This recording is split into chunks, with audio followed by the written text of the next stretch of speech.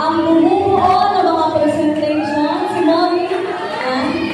Bumubuo po ng ating presentation ngayong gabi. Kasama din po, andun din po ang kanilang mother, si Mami Elaine. Morning po, ating active worship leader po. Si Mami.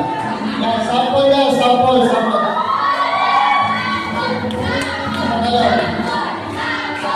Mami Elaine, kasama natin. So si Mami Elaine po ay nasa registration. So gusto natin din acknowledge yung ating pong nasa labas, si Sister Marie, para po sa ating registration.